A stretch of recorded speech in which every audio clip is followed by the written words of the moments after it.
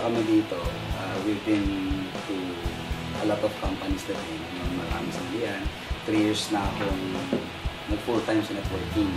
And marami kami yung pinagdaanan, no? Mga failures, mga companies na nag-fail kami doon. Pero nung nakita namin itong Long Reach, sina Upline Baby, si Upline Rich, nung nagpunta sila sa China, nakita nila na maganda. And, kasi isang organization kami.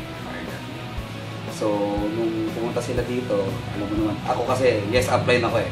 So, pag nakita ng upline ko na maganda yung company, at pinakita niya sa amin, we started right away with the support of upline Alang Slim. Actually, mahirap kasi nag-start kami, walang product, nagde-demo kami sa hangin, madalas sa hangin lang.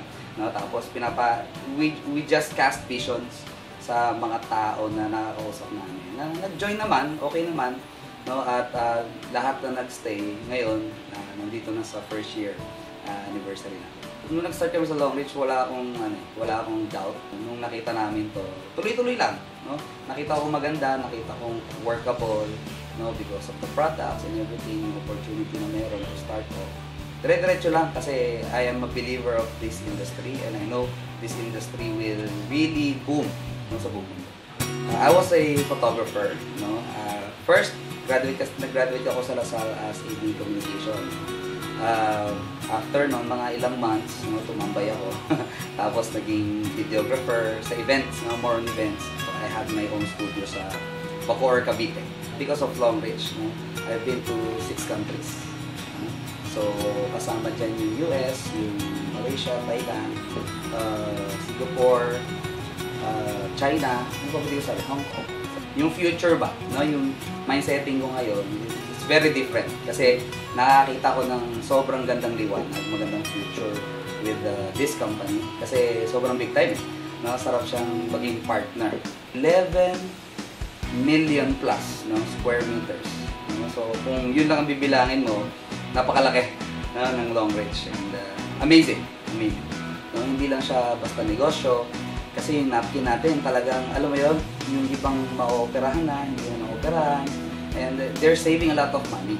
Ito yung company na kahit kanino may present, mamamangha sila. Basta alam mo lang siya i-present. Sa networking kasi ganun dapat eh. Dapat marunong kang mag-handle ng malaking group. Yun yung nakikita kong challenges ko ngayon. Na how can I make my downlines earn more? How can I make them build their own group na malaki? So that's why ang advocacy ko talaga maturuan sila. So by providing them the right trainings, by providing them the right tools. So yun yung medyo talagang pinagtatrabuhan ko. Ito yung pangarap ko. Kasi nung nag-start nga ako ng mag-full-time sa Long Reach, sa networking per se. Alam mo yun, we've been up and down. Nung nakita ko yung Long Reach, actually, sobrang, parang, salamat. Kasi, actually, umiyak nga ako dun sa China, nung pinagsalita nila ako doon, with our chairman, Su Jiwei. Talagang naiyak ako kasi I'm very thankful, na sa wakas, nakita na namin, nakita na namin yung company na masasabi namin bahay namin.